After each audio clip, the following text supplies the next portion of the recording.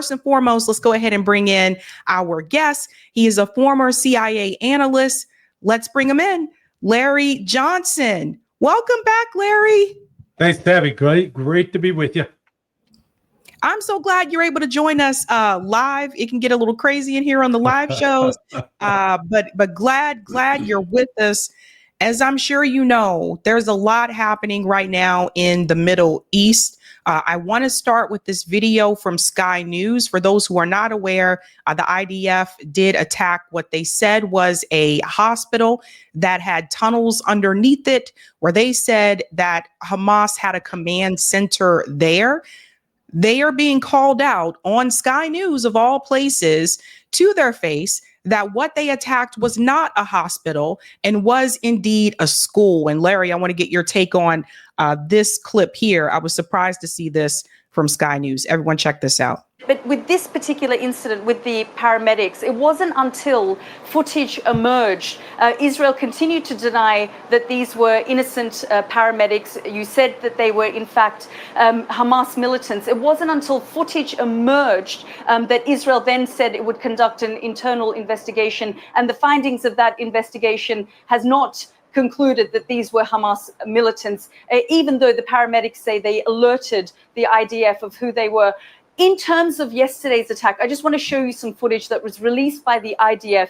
Israeli forces say that they were targeting, as you say, a Hamas command and control center buried underneath the European hospital. You can see what the IDF says are tunnels outlined there in red. And this is footage, Ambassador, that the IDF itself has put out. Now, Sky News has confirmed the footage actually shows the Isan al-Agha school, which is about 160 meters away. So this is the courtyard of a school and not, in fact, the command and control center of Hamas. So, because you sent me that information, I checked it with our people on the ground. And what we found out that in this case, yes, you had infrastructure of tunnels beneath the hospital, but it wasn't only beneath the hospital. It was stretched to other areas in that region.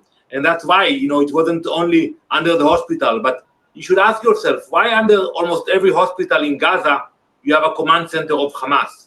And that's the question we should ask ourselves. Sir, I just want to tell you what our experts have told us. Those tunnels that you're talking about, the dark shapes highlighted there on the screen, the markings were caused by water, not tunnels, because these are drainage systems. And so the dark shades that you're talking about, which Israel claims to be tunnels, are in fact caused by water because of a drainage system. Well, I'm not familiar with your experts, but I can tell you that, Yilda, that today, in Gaza, you have an underground system bigger than the tube in London and the subway in New York City combined. It's a huge infrastructure of tunnels. All the dollar that was spent over the years in Gaza went to the tunnels. And that's unfortunate. And we are determined it will not be that case. The future of Gaza will be without Hamas, without tunnels, and hopefully the money will be invested in building hospitals and schools and not a network of tunnels. Ambassador, so can I confirm that the video that the IDF has put out to say was the European hospital and that there was a tunnel system under there was in fact wrong? Absolutely not. I told you earlier, we checked it and we saw tunnels that started in the hospital and went to other areas in the surrounding area of the hospital. Okay, Larry, I want to get your take on this. It's very clear. Like I said, I was surprised this was called out on Sky News, but it's very clear that that was a school, that was not a hospital. Yeah, well, the Israelis don't care. These are Zionist thugs. They're murderers. They want to exterminate the Palestinian people. This is not about fighting Hamas. They could care less about fighting Hamas.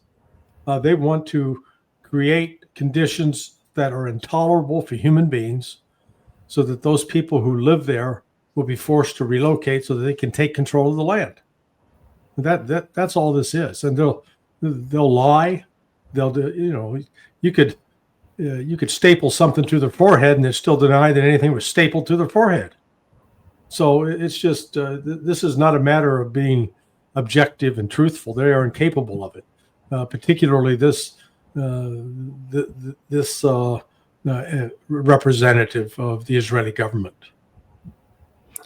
Yeah, it's so obvious. It's so blatantly obvious here, but it's gotten to the point where even corporate media feels as though they can't even continue to cover for what Israel is doing anymore at this point. Because for those who are not aware, it's been over 64 days since food has entered Gaza, since any Correct. type of supplies. Yeah. So as we've been saying on the show before, not everyone is dying because of the bombings. Some people have died because of starvation. And the images are all over social media. You can see these pictures for yourself. Children that are starving. And so they're doing it in two different ways. They're doing it by the bombings, but they're also doing it by starvation. And I want to get your take on this, because I had a lot of criticism about this under, Biden as president, but the reality is Biden isn't president anymore. This is now Donald Trump's issue. And what is your take on that? Because they're saying there's this rift between Netanyahu and Donald Trump. But in my mind, I'm looking at actions. I'm not looking at words. If the rift is that serious, then he wouldn't have continued to give them weapons. Well, that's true. The giving of the weapons, I think, actually preceded this rupture, let's call it. We have had some tangible evidence that Trump does not like Netanyahu and is quite angry with him, apart from demoting Mike Waltz, basically kicking him out as national security advisor for conspiring with Bibi behind Trump's back, to withdrawing the U.S. naval force in the Red Sea, making an agreement with the Houthis, not informing Israel about it, and not requiring the Houthis to stop hitting Israel with missiles. Then you get the announcement by Mike Huckabee, and Huckabee is, he's a diehard Zionist, and is a friend of mine commented, he actually believes that there were no such thing as dinosaurs. So we're dealing with a guy with, in that level of delusional fantasy. But even he admitted that, hey, we're going to start providing humanitarian aid into Gaza. He made that announcement last week without consulting the Israelis. Then the release of the hostage, the American Israeli citizen, he was an IDF soldier, but Trump and his team talked to Hamas finally. They negotiated with Hamas, got him out. So when you put all that together, and then Trump, the news is coming out that it looks like Trump is going to cut a deal with Iran that will allow Iran to enrich uranium at 3.6%. Everything else above that will be outside the country in the control of the Russians or the Chinese, and complete inspections. The Israelis are having a meltdown now. Oh my God! Because they're supposed to go to war and destroy Iran. See, that was the plan. So, but that said, Trump may favor, the relationships that Witkoff. I understand Witkoff's got a relationship with a fellow in Israel who's considered the wealthiest Jew in Israel, and he's a real estate guy. This real estate guy is not in good terms with Bibi Netanyahu. Nonetheless, the real estate guy and the people like Benny Gantz, who would like to replace Netanyahu, doesn't mean that they have any more charitable view towards the Palestinian people. So the likelihood that the genocide will continue is quite high. Yeah, it's crazy. I want to show people this as well, because another thing that I've noticed with Israel in particular is that anytime people move in a way that seems like it's moving either away from Israel or they're doing things without Israel having a seat at the table, the response is more punishment on the Palestinian people. So I want to show people what Netanyahu's saying now. Like, people got to see this. Again, I'll read it for you because he is speaking in Hebrew. There will be no situation where we stop the war. So did everybody hear that? No situation where we stop the war. He says that the IDF is planning to enter Gaza with full force in the coming days. And that's him right here. לא רוצה להגיד דברים, אנחנו בימים קרובים מאוד נכנסים בכל העוצמה להשלים את המהלך. להשלים את המהלך זה להכניע את החמאס. זה להשמיד את החמאס. אבל לא יהיה מצב שאנחנו נפסיק את המלחמה, אני לא אומר, אתה יכול לעשות הפסקת אש בזמן ידוע, אבל אתה לא יכול, אנחנו הולכים עד הסוף. אנחנו הקמנו מנהלת שתאפשר להם לצאת, אבל הבעיה אצלנו זה דבר אחד, אין לך, אתה צריך מדינות קולטות. זה אנחנו עושים כרגע. Okay, so Netanyahu's making it very clear that there's no situation where they stop the war, which goes back to what some of us were saying before, that it wasn't really about getting the hostages out, right? Because if you're going to go in with full force in Gaza, that means that the hostages that are left there are also at risk. But this is basically his response, or his way of responding to Donald Trump, I think, having that meeting with the Arab world, trying to make a deal with Iran, as you said. Who is going to stop Israel? The only people I can think of that may issue a response at this point is Ansar Allah. Yeah, they will pitch in, that's for sure. But the United States has the power to bring this to a halt. I'll note that the Middle East Spectator is reporting as of 20 minutes ago that Israel has begun massive military operation in Gaza with bombings from land, sea, and air. Now, Netanyahu has bitten off more than he can chew. This is probably the nicest way to say that. Despite their claim, Israel's military has had every conceivable advantage over Hamas fighters. They have armor, they have tanks, they have artillery, they have fixed wing aircraft and combat aircraft to drop bombs from. They have helicopters. They have intelligence, vast intelligence resources, overhead imagery. They've got secure lines of communication for being resupplied. And yet, with all of those advantages, they completely failed in the previous, 20 months to defeat Hamas. Now they're going back in. They've created more rubble. Yes, it's going to be impossible for the people to live in that, but it provides the fighters, the Hamas fighters, with cover and concealment. And I think you're going to see a fairly dramatic surge in Israeli casualties. And Netanyahu's already under a lot of internal pressure.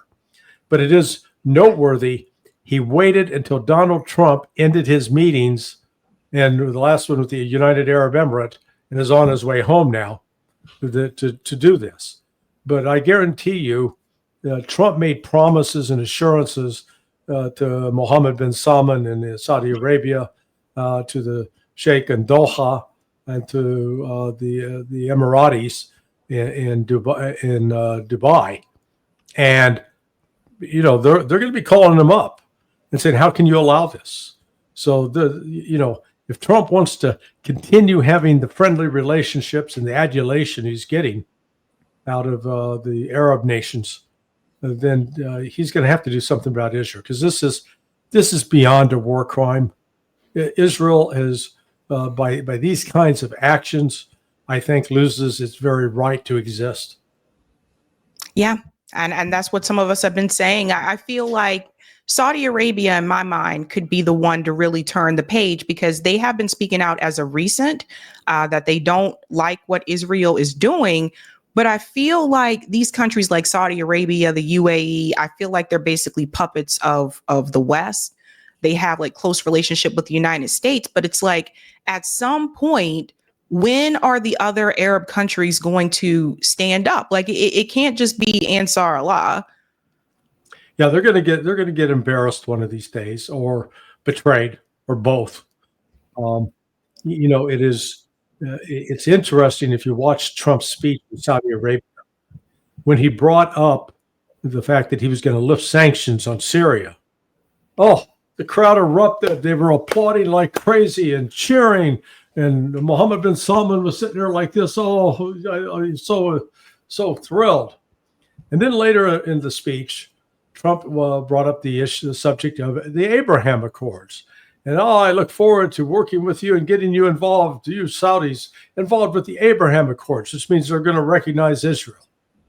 You could hear a pin drop, not a sound. And that's quite telling. So the turn that has taken place in the Middle East is previously the United States had a lot of success in using the Saudis and the Qataris and the Emiratis as pawns, as tools to go after, say, Iran in particular. But the Saudis and Iranians have buried the hatchet. And in fact, it was about 3 weeks ago that the brother of Mohammed bin Salman traveled to Tehran and made pledges of loyalty and friendship to Iran and vice versa. So they're in a completely new phase. And I wouldn't doubt that one of the other subjects of discussion was Saudi Arabia's encouragement of Trump to cut this deal with Iran, to get that on the table. It's really interesting. There was something else that happened during Donald Trump's visit in the Middle East here. I want everyone to see this as well. Trump says he wants to turn Gaza into a freedom zone. I want everyone to hear this. Well, we're working very hard on Gaza, and Gaza has been a territory of death and destruction for many years. The United States get involved and make it just a freedom zone, have a real freedom zone. But we're working. So what does that mean? I don't even understand. Like, make Gaza a freedom zone? Yeah, no, it's a meaningless statement. I think what he's going to be pursuing in that case, the Israeli plan to empty the territory of Palestinians, then go in and clean it up, and then have it resettled by Zionist settlers. I think that's the plan. Now, whether the Egyptians and the Saudis and Jordanians will sit by and let that happen remains to be seen. Trump is, if this presidential gig doesn't work out, he can always go to Las Vegas and try out for Cirque du Soleil. I mean, he's juggling so many balls right now. He'd be a hit out there. So we've got to see. I think the most pressing issue is to stop the murder of the Palestinians. Then the second one, in terms of potential danger, is not attacking Iran. Get this nuclear deal done with Iran. That's the easiest one. But you notice the neocons in particular are going crazy over this. You've had Ben Shapiro and Mark Levin.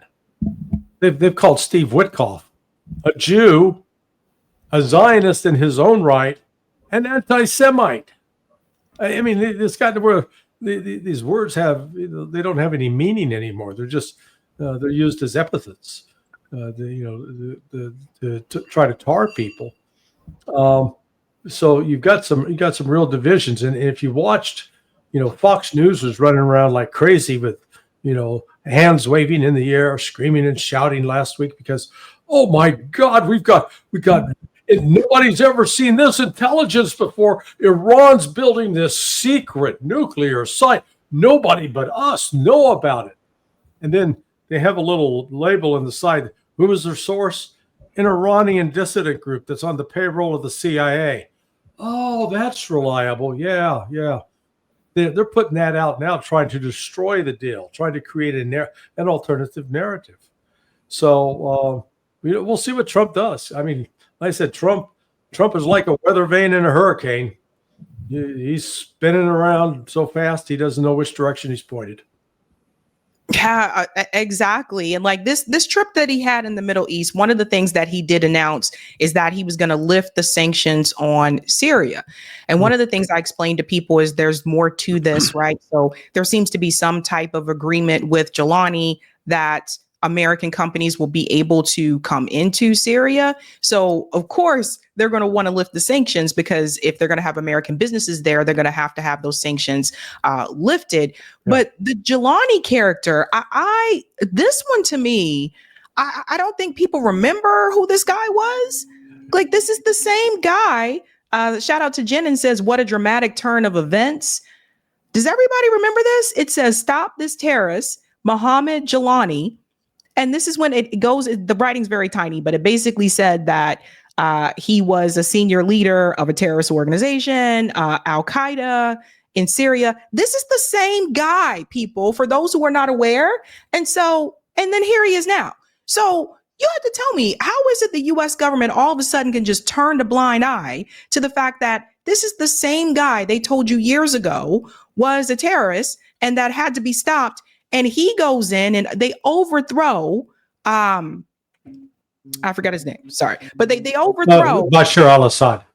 Yeah, they overthrow Assad, and then he comes in, and Israel has made their way into Syria. And it's baffling to me that even corporate media, no one wants to mention that this guy is this guy. Do you remember the television show Queer Eye for the Straight Guy? Yeah. Yeah. This is like season 2, only it's now Queer Eye for the terrorist guy. Because what they've done essentially the same thing that the 4 gay dudes did when they went in and cleaned up some schlubby heterosexual. Taught him how to cook, taught him how to dress, taught him how to bathe. So here's Galani, cuts the hair, gets a trim on the beard, puts him together, and I don't know if that was Nordstrom off the rack or Brooks Brothers, but they get him dressed up in a Western monkey suit, forgetting that since 2017, his group, Hayat Tahrir al-Sham, was listed as number 7 in the top 10 terrorist groups, international terrorist groups. He was part of ISIS. He killed U.S. soldiers in Iraq. He was the ISIS vanguard going into Syria, created al-Nusra, and then transitioned into Hayat Tahrir al-Sham. Now, in Trump's defense, the U.S. presidents have a long history of meeting with terrorists, former terrorists, and anointing them as okay leaders. We had Menachem Begin in Israel. He was a terrorist leader in the Irgun. We had the other Israeli Shamir, Yitzhak, was it Shamir? No. The one other who was the head of the Stern gang. So, right off the bat, here's Trump meeting with another terrorist that we're going to turn into a, quote, respectable leader. I mean, it is absurd. If this guy had not actually been involved in the death of Christians and Alawites within the last 4 weeks, his troops were carrying out these murders of Christian Syrians and Alawite Syrians in the last 4 weeks.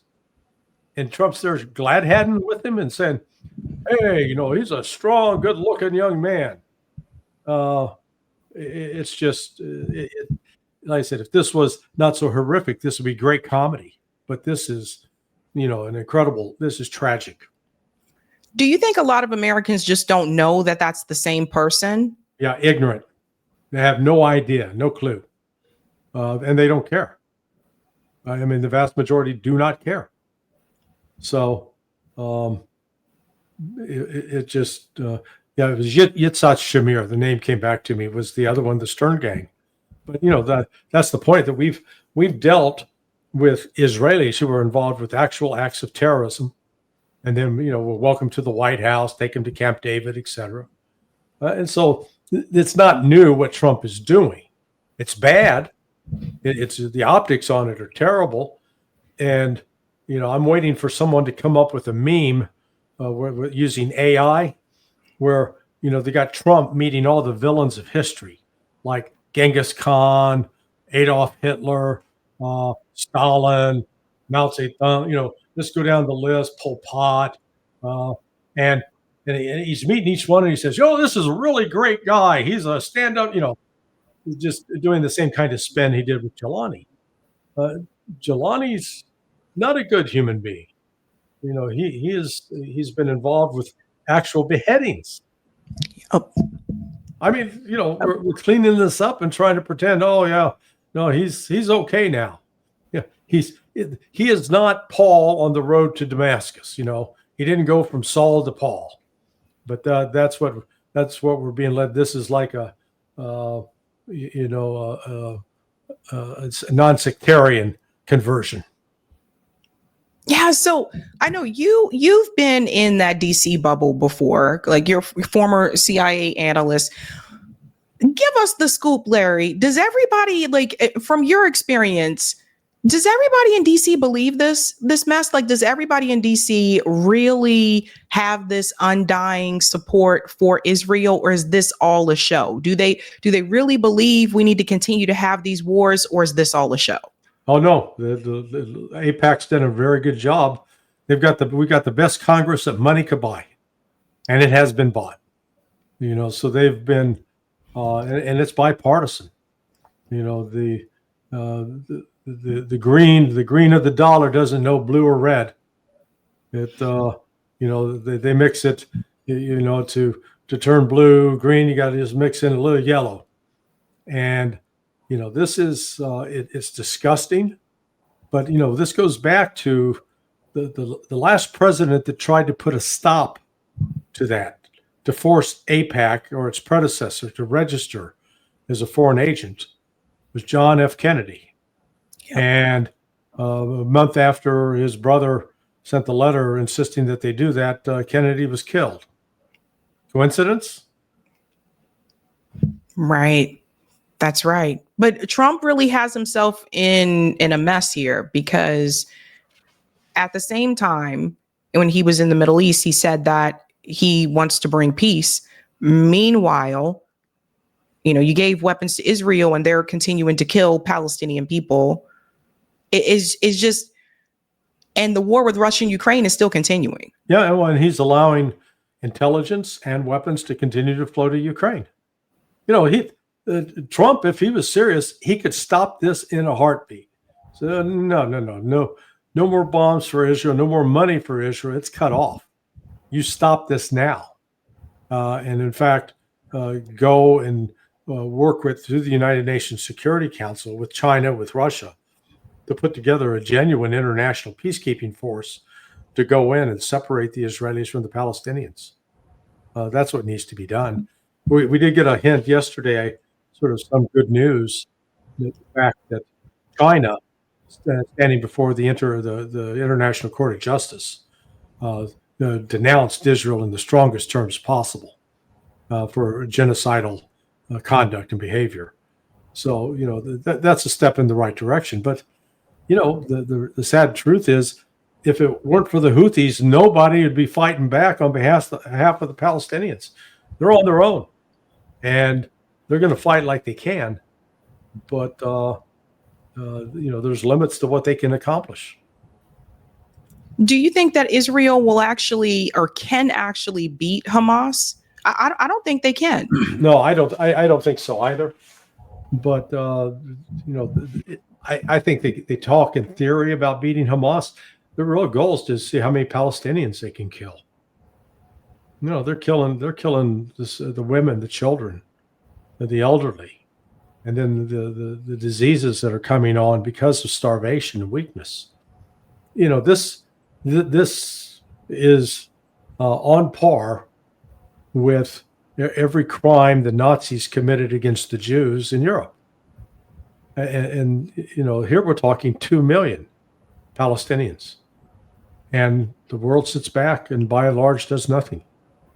It is, you know, it's truly shocking.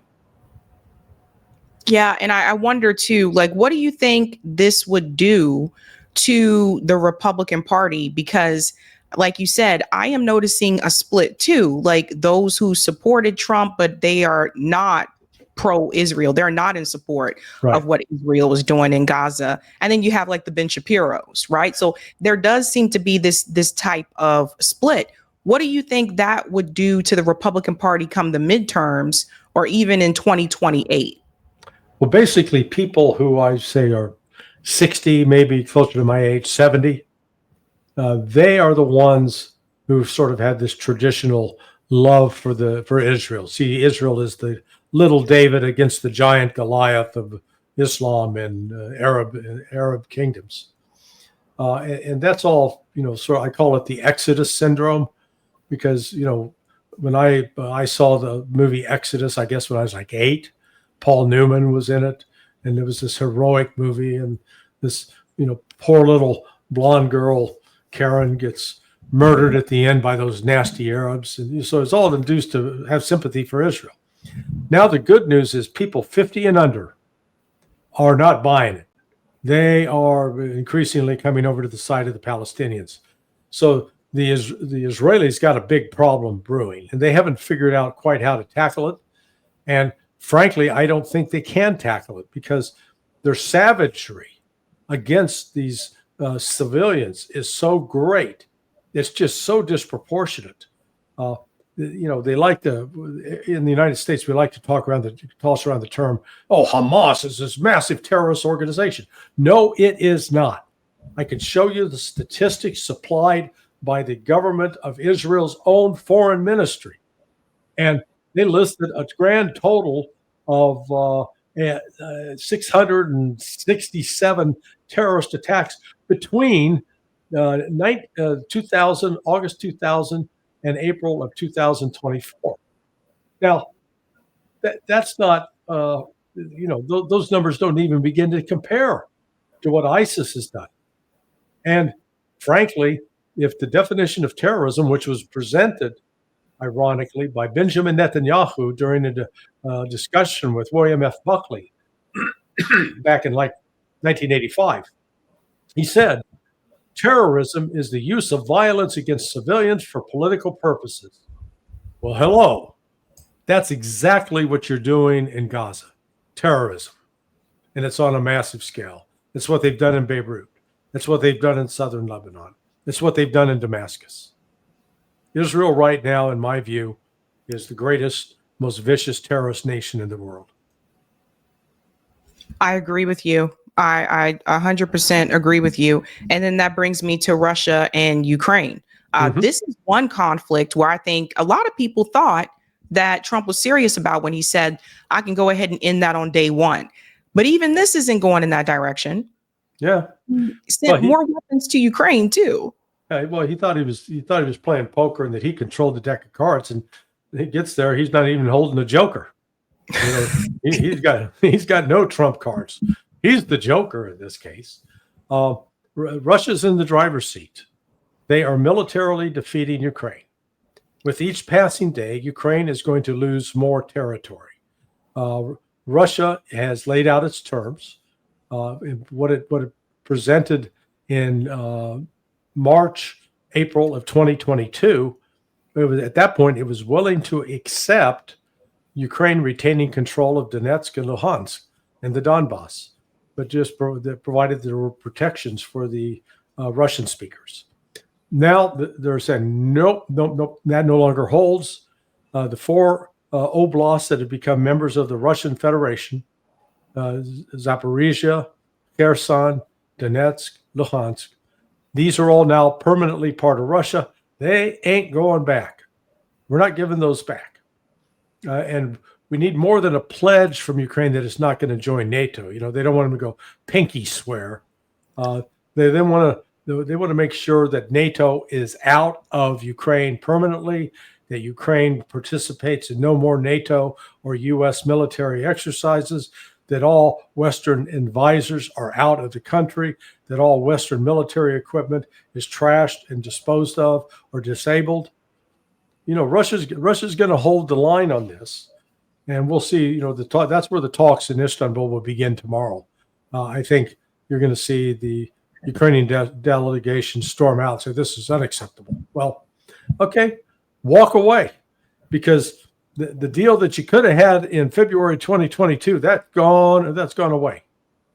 And Russia's now, if you don't take this deal, the next deal is Russia's going to take the additional 4 provinces that are east of the Dnieper River. That's Dnipropetrovsk, Poltava, Sumy, and Kharkiv. Russia will take those. And then, Ukraine is a lot like the Black Knight in the Monty Python skit, the Holy Grail, where the knight kept chopping off one arm, and then he chopped off another arm and chopped off another. Finally, chopped off both legs. And the guy was laying there legless and armless, still wanting to fight, but having no ability to do so. That's where Ukraine's headed. And now, especially, they should have taken that first offer that they were given, right? But yes. Now Donald Trump has said that Crimea belongs to Russia, and he's getting a lot of heat from people about this. I noticed on both sides, he's getting a lot of heat from people saying, how dare you say that Crimea belongs to Russia? You're bowing down to Vladimir Putin. But the reality is Ukraine can't win. And I wish more people would just be vocal and just say that, like, this is ridiculous. This war should have never even continued for as long as it has, in my opinion. Like, this is ridiculous. Yeah, well, this was entirely provoked by the West. You know, Scott Horton's book, Provoked, I think really only begins, it is a tremendous book, thoroughly documented, only begins to scratch the surface. And Donald Trump is pretending like he had nothing to do with this. You know, that, this war, boy, if I was around, that wouldn't have started. You go, oh, wait. Then why did you increase the size of NATO while you were president?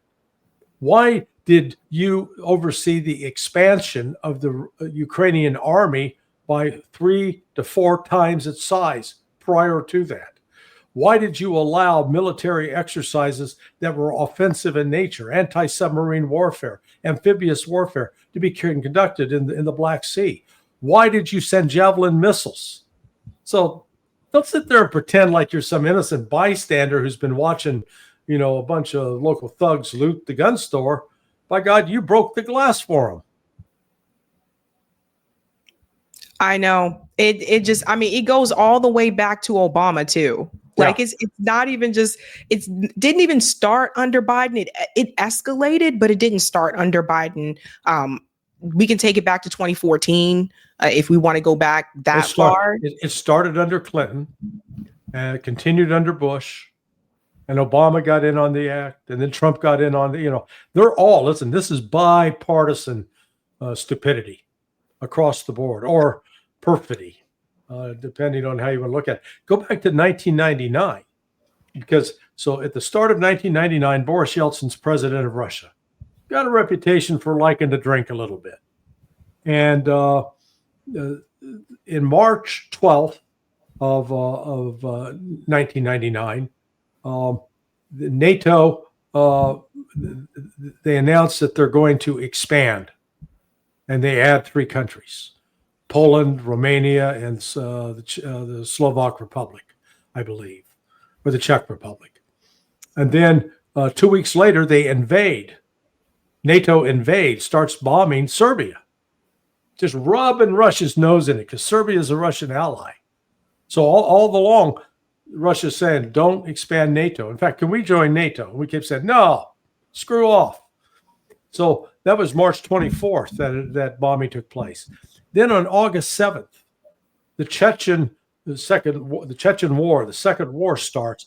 This invasion of radical Islamists linked to people like ISIS and Al-Qaeda start attacking through Dagestan in Russia. That war goes on for 10 years. That starts on August 7th. August 9th, Boris Yeltsin turns around and says, I've got to nominate this young guy as prime minister. His name is Vladimir Putin.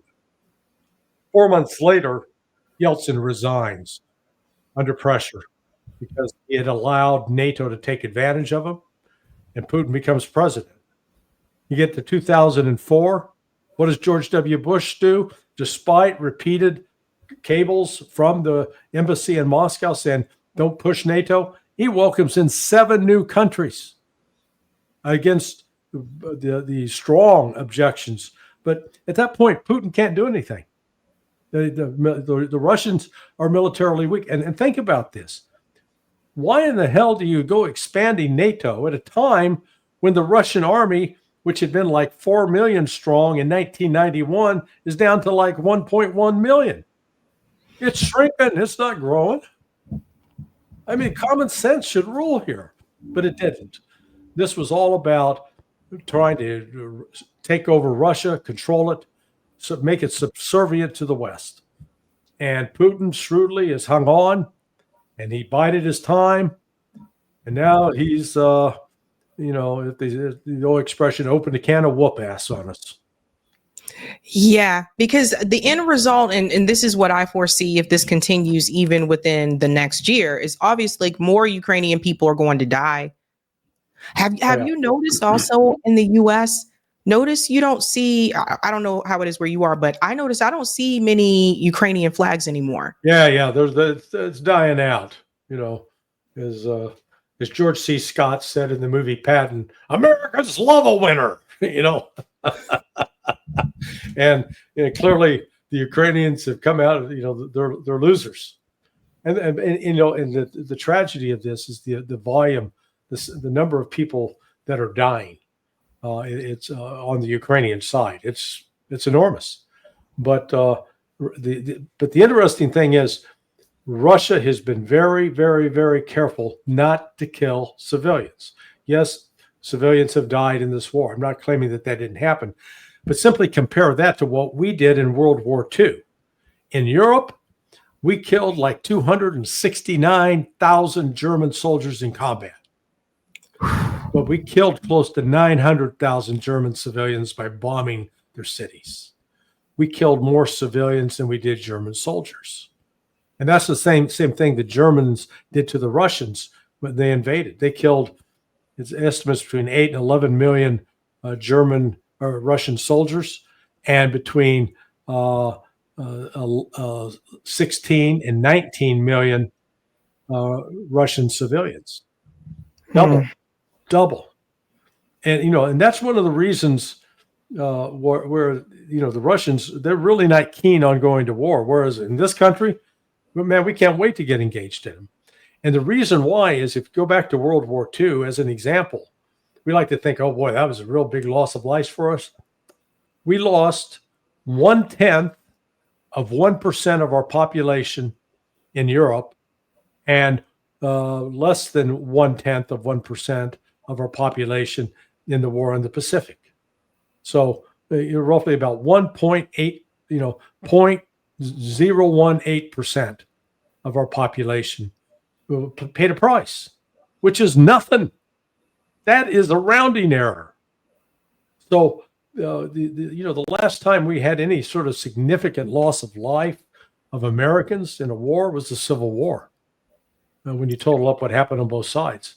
And that sort of, for a while, that cooled everybody's, enthusiasm about going to war. But, now, we lost, over 100,000, I think, in World War I because of the flu. A lot of them died out of the flu, not the combat. We lost, 289,000 for both Europe and Pacific theaters in World War II. 52,000 in Korea, 58,000, nothing. And we only lost less than 5,000 guys in Afghanistan. I mean, come on. Between Afghanistan and Iraq, that's nothing. Look at all the great new weapons we get. Look at all the money these corporations get to make. Hey, make America great again. Sorry, but it's sickening. It's really twisted. So what happens with, and I want to end on this note, what happens with Russia after this is all over? Because eventually at some point, Ukraine is going to have to walk away from all of this. They're running out of people to fight this war. What happens to Russia then? Because I just don't see the West, and by the West, I mean mainly the United States. I don't see the US government backing off of Russia. So what would happen at that point? I think the biggest risk is a war that Russia's going to have to fight off Europe. In the last 2 days, you've had 2 incidents in the Black Sea, the Baltic Sea up north.